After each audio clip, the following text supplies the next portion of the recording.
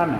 Então nós vamos ler aqui uma palavra em nome de nosso Adonai Yehoshua HaMashiach, no livro de Apocalipse, capítulo 2. Nós vamos ler aqui a carta à igreja de Éfeso. Diz assim: ao anjo da igreja em Éfeso escreve: assim diz aquele que segura as 7 estrelas em sua mão direita, o que anda em meio aos 7 candelabros de ouro. Eu conheço a tua conduta, a tua fadiga, a tua perseverança. Sei que não podes suportar os malvados. Puseste à prova os que se diziam apóstolos e não são, e os descobristes mentirosos. És perseverante, pois sofreste por causa do meu nome, e não esmoreceste. Devo, contudo, reprovar-te, por teres abandonado o teu primeiro amor. Recorda-te, pois, de onde caíste, converte-te e retoma a conduta de antigamente. Caso contrário, eu virei a ti e removerei o teu candelabro de sua posição. Quem tem ouvidos, ouça o que o Espírito diz às igrejas. E aqui ele ainda finaliza dizendo que tens de bom isso, que aborreces as obras dos nicolaítas, que eu também aborreço. Quer dizer,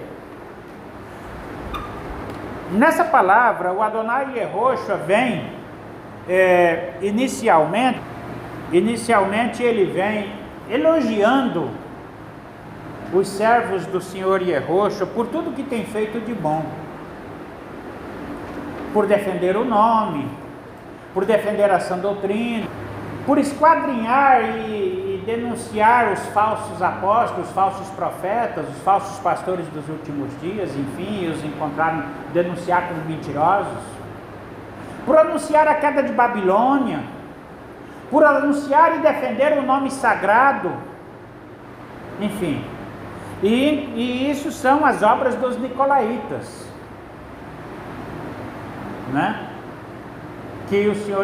que nós aborrecemos e o Senhor Yehoshua também aborrece.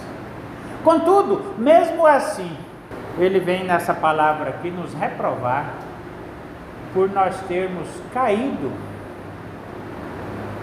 em desânimo e ter perdido o primeiro amor.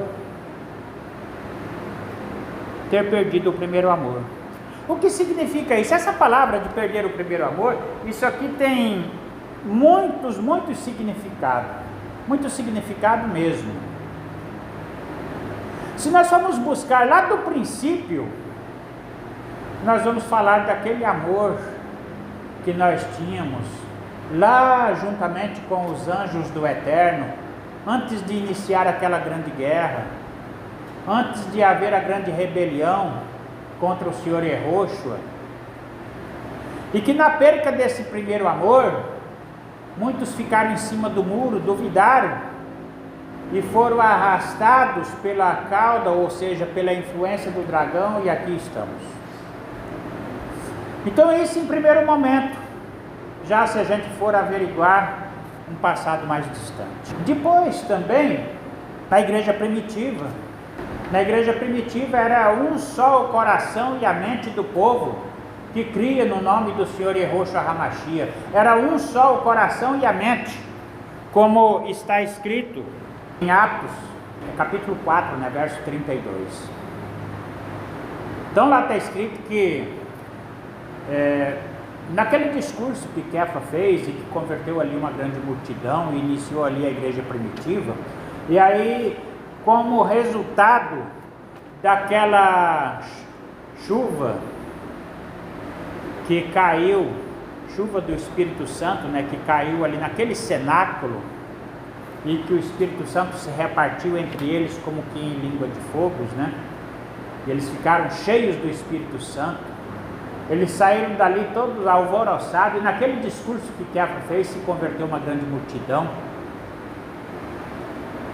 E como resultado disso aí, aqueles que foram aceitando e aderindo à fé e sendo batizados, eles tinham um só coração, mesmo era um coração e a fé dos que criam. E ali eles chegaram ao ponto até de tudo aquilo que eles tinham, eles terem em comum. Eles não consideravam como sendo proprietários de coisa alguma do que eles possuíam, mas eles vendiam tudo e traziam aos pés dos apóstolos, e ali era distribuído conforme a necessidade de cada um, de maneira que não havia entre eles necessitados, porque era tudo de forma igualitária. E dessa forma, aqui em Gálatas capítulo 2 e versículo 20, diz assim: assim, já não sou eu quem vive, mas Hamashia vive em mim.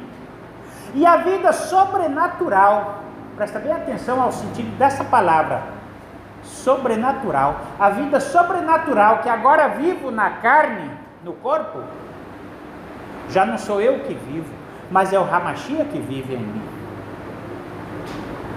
Então isso é muito profundo mesmo. Tanto que naquela época, naquele tempo dos discípulos ali, eles tinham um pensamento que o Hamashia naquele tempo iria reinar, iria governar Israel, iria libertar Israel do jugo romano, iria governar Israel com cetro de ferro. Eles pensavam que tinha chegado o tempo, tanto que depois eles ainda perguntaram para o Senhor Yehoshua, ele disse: será agora, será nesse tempo que irás estabelecer o reino em Israel? E o Senhor Yehoshua respondeu: olha, não nos compete agora conhecer os tempos e épocas, mas vai ficar em Jerusalém até que do alto sejais revestido do poder. Então recebereis o poder que vem do alto sobre vós, e ser-me-eis testemunhas, não só em Jerusalém, como até os confins da terra. E ele estava falando sobre dias distantes. Mas, quando Hamashia foi preso, Kefas, de longe ele acompanhava o movimento, para onde eles iriam levar o Senhor Yehoshua. E lá ele viu que o Senhor Yehoshua estava sendo julgado diante do tribunal de Caifás, o sumo sacerdote, e ele ficava de lá do pátio olhando, e o povo ali olhava para ele, e foi nesse momento que ele negou o mestre. Só que eu queria chamar a atenção aqui para um detalhe importantíssimo,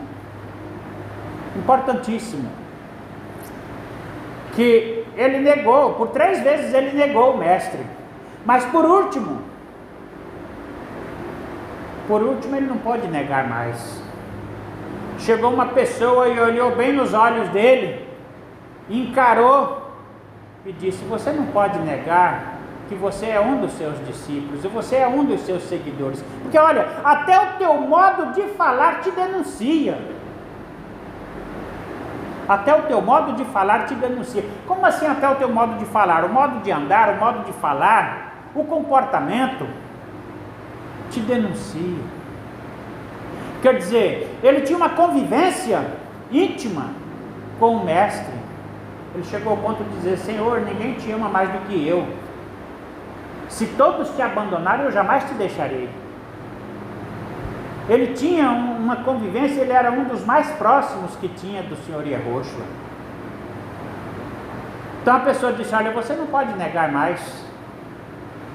Até o teu modo de falar te denuncia. Então o que significa o modo de falar que denuncia? Hoje em dia, se fosse hoje, se fosse nos dias de hoje, que modo de falar é esse que nos denuncia? Que denuncia a nossa fé, a nossa convicção, a nossa crença. Porque o machiense ele é identificado.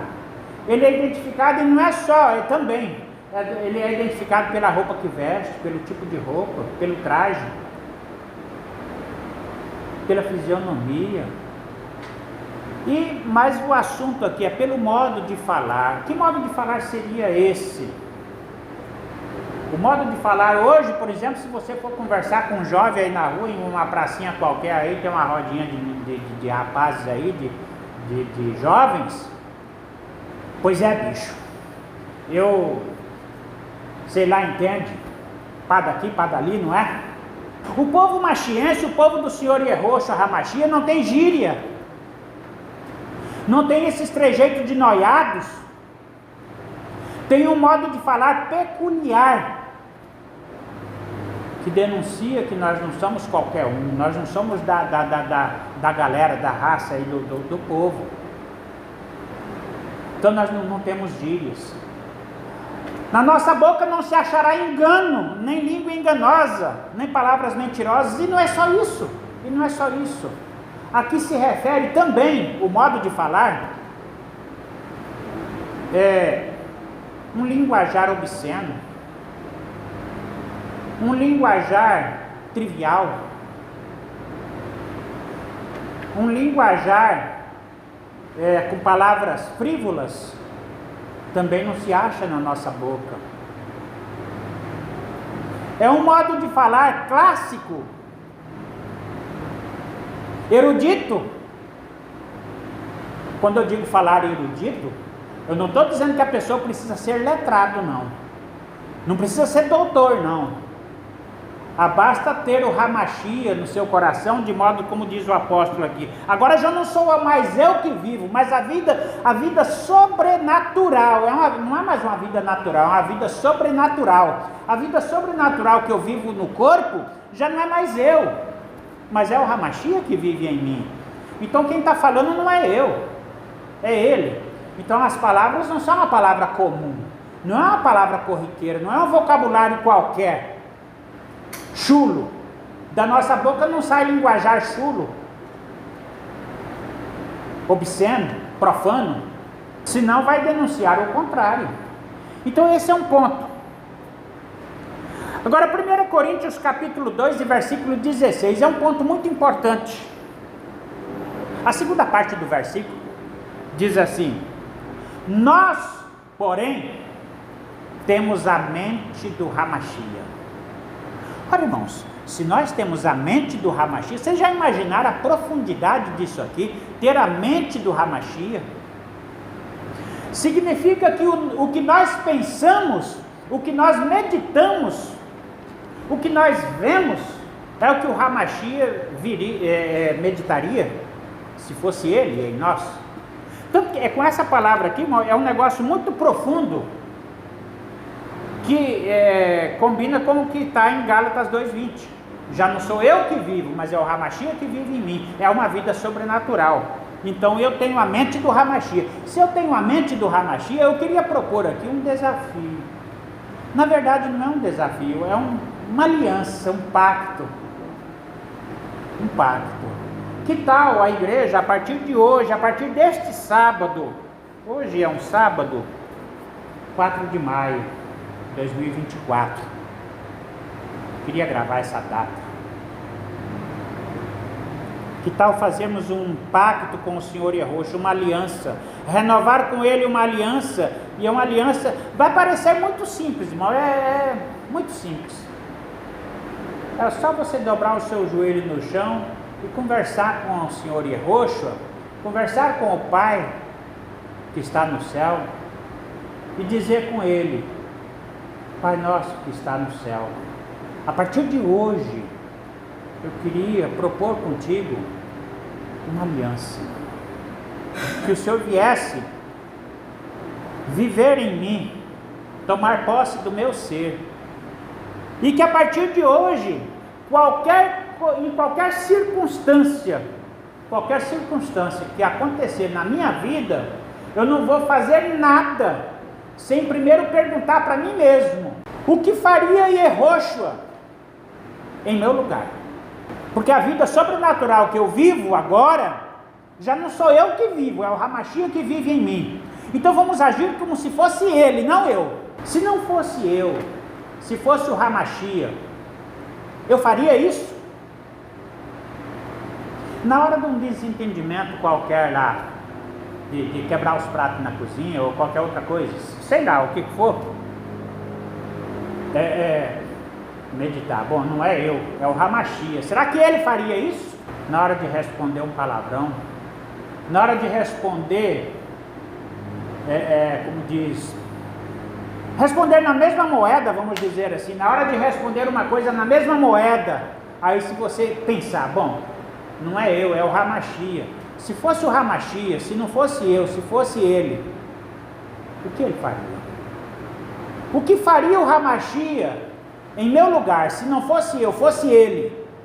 Irmãos, se a gente se esforçar para nesse propósito, daqui até o Yom Kippur, nós teremos, eu acredito que nós teremos, irmãos, se cada um dos irmãos e das irmãs se esforçarem nesse propósito de fazer isso, de fazer essa pergunta, fazer um pacto, uma aliança com Deus, de fazer essa pergunta em qualquer decisão que for tomar, em qualquer coisa, da mais trivial que seja, o que faria se não fosse eu, se fosse o Hamashia em meu lugar, o que ele faria? Faria isso dessa forma ou de que forma? Então, irmãos, qual é o propósito dessa aliança, desse pacto, dessa aliança com o Senhor Yehoshua? O propósito é que quando chegar no Yom Kippur, nós vamos ter um grupo de irmãos e irmãs reunidos com o mesmo propósito, com a mesma mentalidade que estavam aqueles irmãos naquele dia, lá naquele cenáculo em Jerusalém. E haverá um alvoroço de línguas de fogo e de gotas de sangue que poderá gotejar sobre cada um de nós e sermos selados. Amém. Se nós tivermos feito essa aliança, que cada um falar, olha, não é eu que estou aqui, não é mais eu, é Yehoshua, é o Hamashia que vive em mim, não sou eu. A vida que eu agora vivo no corpo é uma vida sobrenatural. Isso não está se referindo de modo nenhum, eu quero já esclarecer bem isso aqui, não está se referindo a ninguém querer ser maior do que ninguém. Porque se você fizer direitinho e for de acordo com o que está escrito, não é você, é o Hamashia. Então você não vai ser melhor do que ninguém, porque se você estiver fazendo a coisa certa, aí, olha, não é eu. É porque eu dei lugar ao Hamashia, é ele que faz. Então é ele que está fazendo, não sou eu. Então ninguém é melhor do que ninguém, ninguém vai ser melhor do que ninguém, e não vai ter do que se gloriar. Nós só permitiu que o Hamashia fizesse. Vamos dar essa permissão ao Senhor Yehoshua? Porque se nós permitir, ele pode. Eu estou à porta e bato. Se alguém abrir a porta, eu entrarei, cearei com ele e ele comigo. Então a proposta é essa: vamos abrir a porta? Vamos permitir que ele entre e fazer em nós tudo que nós não conseguimos fazer, mas que ele pode e ele vai fazer? Então essa é a minha proposição de hoje, é a minha mensagem, e que o nome de nosso Adonai Yehoshua HaMashiach seja louvado.